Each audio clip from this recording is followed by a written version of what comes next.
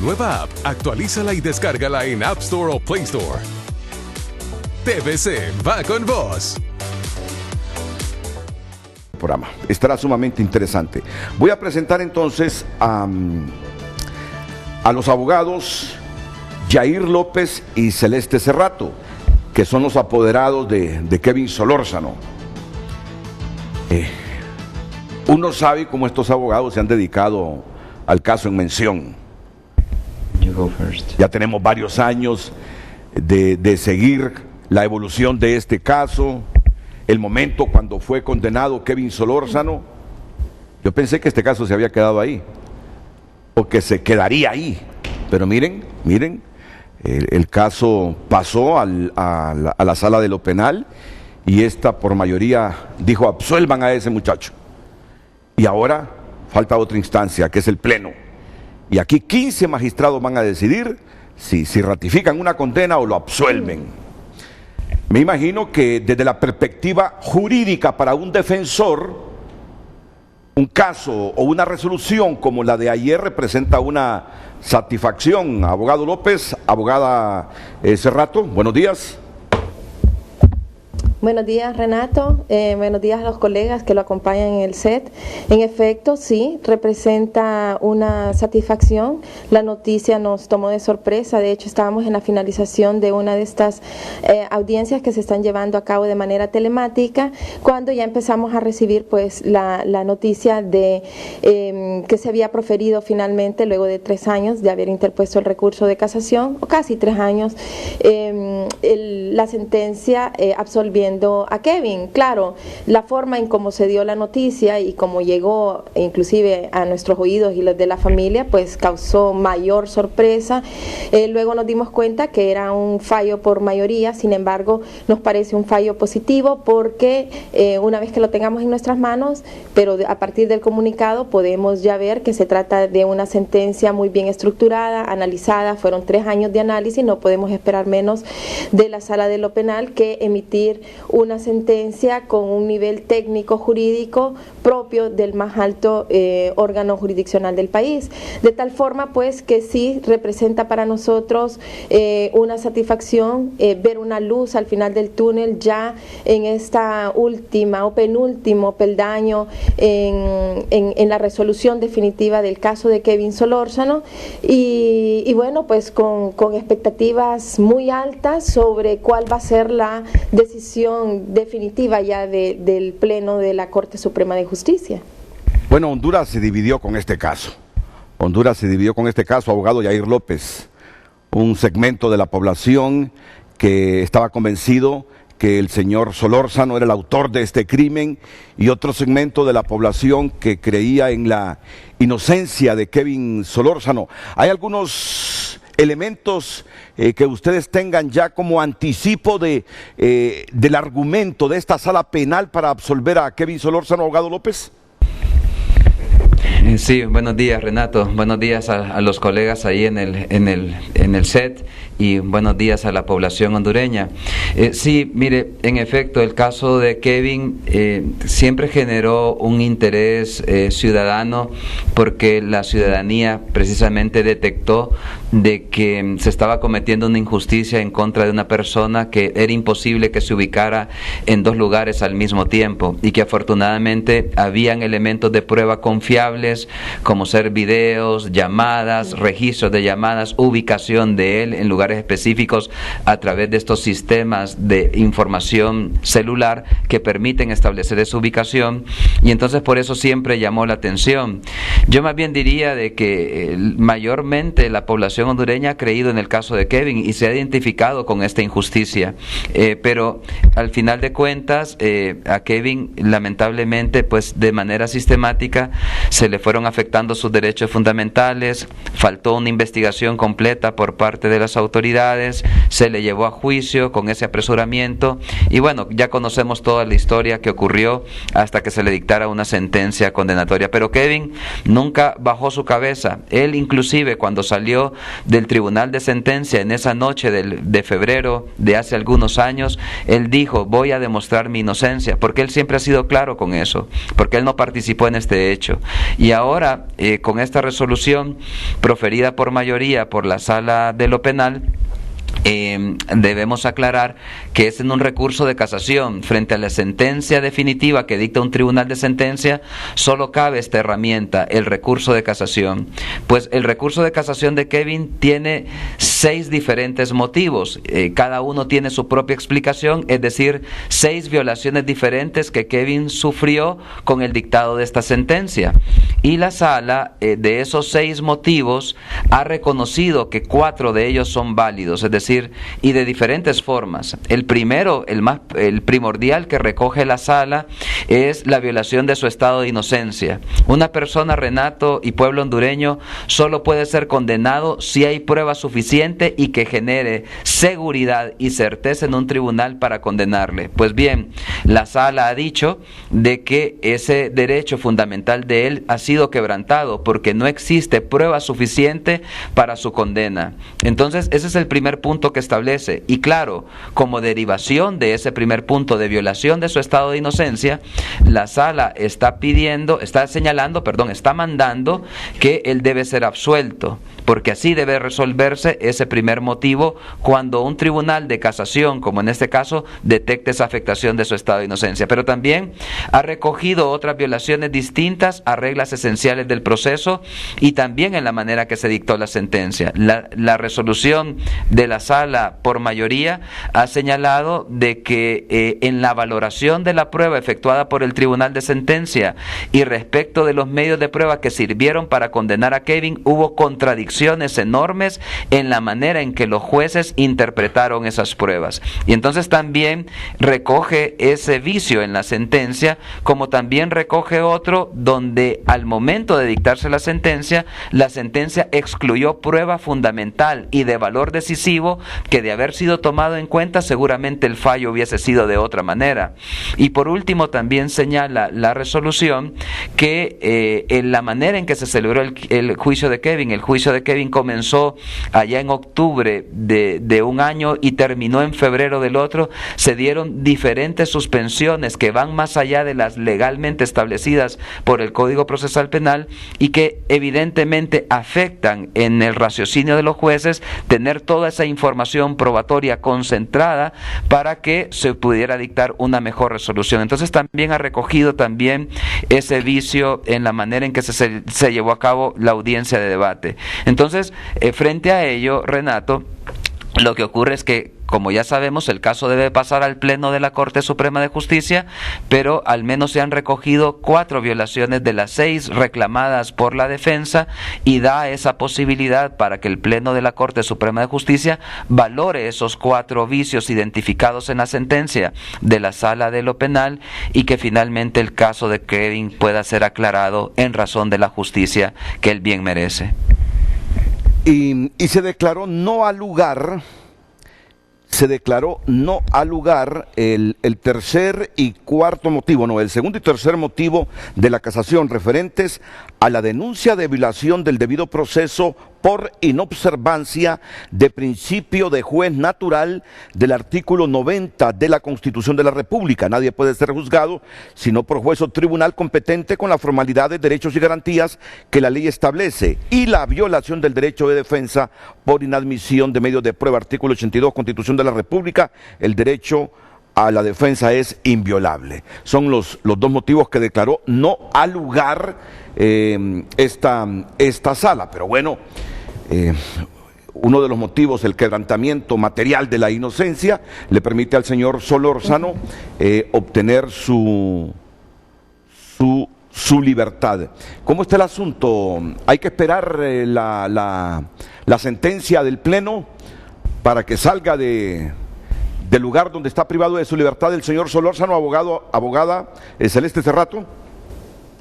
Sí, definitivamente, y esto pasa porque tal como lo manda la propia sentencia, pues el expediente, sus antecedentes y la sentencia que ha sido proferida, sea elevada al Pleno de la Corte Suprema de Justicia. Ellos, pues como todo tribunal de justicia, maneja una agenda, pasará a discusión de pleno, esperemos que sea con la prontitud y la celeridad del caso, y luego de lo cual, pues a esperar un fallo que nosotros, frente al análisis que suponemos se ha hecho con respecto al recurso y en la sentencia que se ha proferido, pues confirme la absolución de Kevin Solórzano, porque en esto pues hay que ser objetivo. El pleno puede presentarse varios escenarios, entre ellos también la condena y el rendido. Eso significa que podría repetirse el juicio, para lo cual también estaríamos listos, pero igual eso pondría en libertad a Kevin Solórzano de manera inmediata, o su absolución. Nadie va a estar privado de libertad con una sentencia absolutoria, de tal forma pues que sí, tenemos que esperar a que esto sea elevado al Pleno de la Corte Suprema de Justicia, sea sometido a la discusión oportuna y se tome la decisión final sobre este caso. Bueno, hay la posibilidad entonces de que este caso quede en la impunidad si el Pleno resuelve ratificar este fallo de la Sala Penal. Hay la posibilidad, hay ese escenario de que el caso quede en la impunidad en relación a la muerte del exfiscal Edwin Aguirre. Existe esa posibilidad, como otros casos que han quedado en la impunidad en el país. ¿Cuál es la valoración que hace abogados dedicados al ejercicio de la profesión como ustedes, comprometidos con lo que hacen hasta cuando se presenta la posibilidad de un escenario de un caso que quede en la impunidad? Máxime sobre un hombre que hizo un trabajo como el que ustedes en su momento hicieron también en la Fiscalía, en el Ministerio Público, abogado Yair López. Sí, yo creo que el caso de la resolución del caso de Kevin no resuelve el tema de impunidad, porque Kevin no participó en este hecho, Renato, y las pruebas así lo afirman, y es algo que no solamente fue probado por esta representación, sino con las mismas pruebas del Ministerio Público que documentaban sin lugar a dudas que Kevin no estaba en ese lugar. Están los registros a través de la telefonía celular que mostraban realmente el cuadrante donde se encontraba Kevin al momento de recibir la llamada de su compañero que pasó por él allí en las alturas del Chimbo y traerlo aquí a la universidad, aquí en la avenida La Paz. Y entonces eso está debidamente documentado y es la prueba del Ministerio Público, que también fue ratificado por las pericias de la defensa, y esos medios de prueba son totalmente confiables. Y luego habían otros elementos que documentaban el ingreso de Kevin a la universidad allá por las 7:03 de la mañana, y lo importante es que mostraban cómo Kevin estaba ese día barbado, cuando los retratos hablados dados por el hijo de la víctima señalaban que la apariencia de los atacantes, porque fueron dos atacantes, eran totalmente distintas. Entonces, claro, la impunidad de este caso no se resuelve ciertamente con la sentencia de Kevin, porque Kevin no participó en este hecho. Nosotros lo hemos dicho siempre, bueno, fuimos fiscales, conocemos el sistema, sabemos que la mayor parte de la falencia de los casos penales es la investigación. En Honduras hay que mejorar enormemente la capacidad de investigación. Hay investigaciones que son extremadamente tardías y que no generan el fruto necesario a su término, y entonces sí, en eso debe apostar el sistema de justicia de nuestro país, la investigación, y evidentemente hay otras tareas pendientes del Estado de Honduras para mejorar el servicio de administración de justicia, pero el caso de Kevin es un reflejo de eso. Fíjese usted de que Kevin, en el relato de los testigos que sirvieron para su condena, no es la persona que apuñaló y que le dio muerte al abogado Eguiguren. No, esa fue otra persona, pero lamentablemente nunca hubo una investigación alrededor. En el caso de la propia víctima, su teléfono celular, que era vital para demostrar qué tipo de comunicaciones pudo haber tenido, si recibió alguna amenaza, se le devolvió ahí mismo en la escena del crimen a a la viuda. Y entonces, claro, imagínese un caso iniciado de esa manera, sin investigar el perfil de la víctima, qué caso llevaba, porque era un abogado penalista. Todo eso fue desconocido por esta investigación. Y entonces, claro, si no tenemos investigaciones completas, seguramente se puede producir impunidad. No, claro, a eso me refiero justamente. A eso me refiero. Yo hablaba de que si se produce el escenario de la ratificación de este fallo por el Pleno, es que el hombre es inocente. La justicia dice, es inocente, él no lo mató, la sociedad debe creer que él no lo mató. Yo me refiero a la impunidad, que si no pudo probar nada el Ministerio Público en ese escenario, en el escenario de que falla a favor el Pleno, en los meses, años posteriores, cercanos a la muerte del fiscal Aguirre, imagínense si se va a reabrir el caso, si habrá otra investigación, que a lo mejor no. Por eso es que el caso quedará en la impunidad, porque se comprobó que el señor Kevin Solórzano es inocente, pero no tendríamos entonces a los autores materiales del asesinato de Kevin Aguirre, a eso me refería. Abogada, hace rato, hay una fecha tope, un calendario para que el Pleno resuelva estos casos, considerando que previamente la Sala de lo Penal ha dicho, no, es inocente este señor, es inocente. O hay que esperar ahí, hacer fila ahí por los casos que tiene que resolver el Pleno. Sí, estos casos se elevan al Pleno de la Corte según agenda, entiendo yo. La verdad, no he tenido experiencia con respecto a los trámites internos que se siguen para elevar el expediente en su momento hacia el Pleno, pero sí yo me decantaría por pensar que todos los casos son importantes, Renato, definitivamente, y un órgano de justicia no puede establecer qué caso es de impacto. No, todos son de impacto, todos son importantes. Sin embargo, los jueces son personas, son seres humanos, y yo pensaría que sí se podría tomar en consideración el tiempo de prisión preventiva que lleva ahora el señor Kevin Solórzano, como usted lo menciona. Esto empezó con su enunciación del joven universitario, pero ya son 6 años, y tomando en consideración ese tiempo, pensaría yo que se agendaría para un pleno lo más próximo posible. La sociedad, y esto lo hemos podido apreciar ayer, mire, yo en realidad estaba abrumada con las llamadas, con los chats, en las redes sociales sobre cómo se volcó esta noticia en positivo y la sed de justicia que había en este caso, y tomando en cuenta esas condiciones del tiempo y de la necesidad de que justicia tardía no es justicia, pues pensaría yo de que se va a someter a una discusión pronta.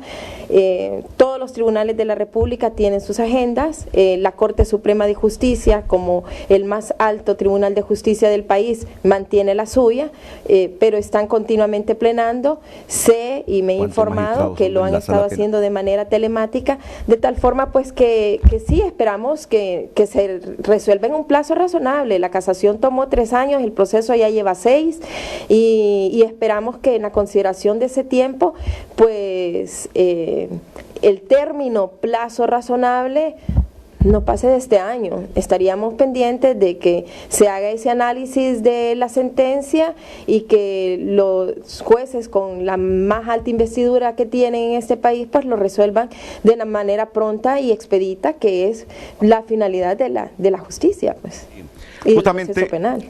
Justamente teníamos una conversación aquí con el abogado Raúl Suazo. Es decir, si yo fuese familiar de Kevin Solórzano y viene una sala que integran 3 magistrados y me absuelve a mi pariente, después de 6 años de estar encerrado en una cárcel donde se le truncó su vida profesional, porque este hombre estudiaba en la universidad Unitec. Privada Unitec, correcto, ya me acuerdo, estudiaba en Unitec. Que me trunquen por 6 años el futuro profesional. Yo lo menos que espero es que en el próximo mes el Pleno me agende el debate de un caso como este. Es lo menos que esperaría. Y más allá, Renato, debería de sancionar también el Pleno de la Corte Suprema de Justicia en el caso de que fuera favorable el fallo, con costas al Ministerio Público para que resarce el daño, por lo menos en la medida de lo posible, por el tiempo que pasó el joven Kevin Solórzano privado de su libertad, alejado de su familia, de su ejercicio profesional y quizás de un futuro brillante como un joven profesional y promesa de nuestro pueblo. Así es. ¿Qué valoración tiene, abogado Suazo? Lo que pasa es que en nuestra legislación no existe absolutamente ninguna sanción para el Ministerio Público cuando se presenta una acusación, una falsa denuncia o una falsa acusación. Yo creo que ese es uno de los grandes problemas por los cuales muchas veces el Ministerio Público le falta la objetividad. Yo creo que, y felicito de verdad tanto a Celeste como a Yair, porque los conozco personalmente como excelentes profesionales, y yo sé sinceramente el trabajo que les tocó llevar, y aquí se tiene que sopesar algo. Aquí muchas veces en juicio vale más la prueba testifical que la prueba científica, y es lo que ellos han demostrado. Creo que fue un proceso en el cual Yair lo dijo muy bien, el gran problema, y lo vamos a ver también en todos los demás casos que vamos a analizar, el gran problema es la falta de investigación que existe en Honduras, porque una sentencia tiene que ser fuera de toda duda razonable, y eso es lo que ha logrado demostrar tanto Celeste como Yair en este caso, que no había una certeza utilizando inclusive los mismos medios de prueba que utilizó el Ministerio Público. Dictar un auto de formal procesamiento es sencillo, indicio racional de participación, indicio de que se podría haber cometido un delito, pero ya para juicio oral y público el ambiente tiene que ser completamente distinto. ¿Verdad que felicidades por el trabajo que realizaron? Bueno, ¿somos los únicos o hay países que cuando sucede un caso similar y alguien es absuelto, las costas del juicio tiene que pagarlas el Ministerio Público? No,